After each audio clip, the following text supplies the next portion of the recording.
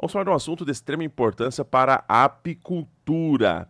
Não é um problema que aconteceu exatamente aqui, mas que deve sim acender aí um alerta amarelo, né, para os nossos produtores. Lembrando que aqui temos, né, um mel de melhor qualidade fabricado no mundo, né, aqui na região sul do Paraná e Planalto Catarinense.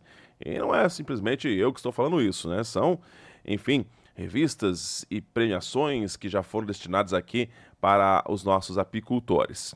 O problema é que um apiário lá de Joinville foi interditado após análises laboratoriais confirmarem que as colmeias foram contaminadas pela chamada CPE, Cria Pútrida Europeia, ou simplesmente Loque Europeia, como é conhecida, né? Embora a saúde humana não seja afetada, mas essa loque europeia, ela provoca a mortandade nas crias das colmeias e atinge principalmente uma espécie, a Apis mellifera. Um apicultor notificou a Cidasc de que as abelhas estavam apresentando sinais dessa doença e essa notificação ela é obrigatória. Então, a nível de Santa Catarina, todos os apicultores eles são cientes. Ó, começou a aparecer uma mortandade aí de abelhas, tem que notificar a Cidasc, porque podem ser por vários fatores, né? Desde veneno nas lavouras, enfim, como uma doença, como é esse caso. E aí os médicos veterinários lá da regional, o Dr. Dixon Portes e Elivelton Bonato, fizeram a coleta dessas amostras, cuja análise comprovou sim a contaminação pela bactéria que provoca aí a chamada Loque europeia. Trata-se de um caso isolado, mas a Cidasc alerta para que produtores de todo o estado catarinense, e aqui já abrangendo o sul do Paraná, fiquem também atentos, já que essa doença pode causar grandes perdas nas colônias das abelhas. Vamos ouvir um dos médicos veterinários que estiveram lá verificando a situação em loco em Joinville e que traz mais informações, que é o médico veterinário Dixon Portes.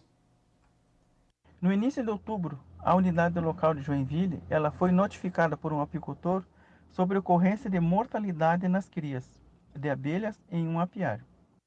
Após a coleta de amostras, o resultado laboratorial foi positivo para a cria pútrida europeia, ou Loque europeia.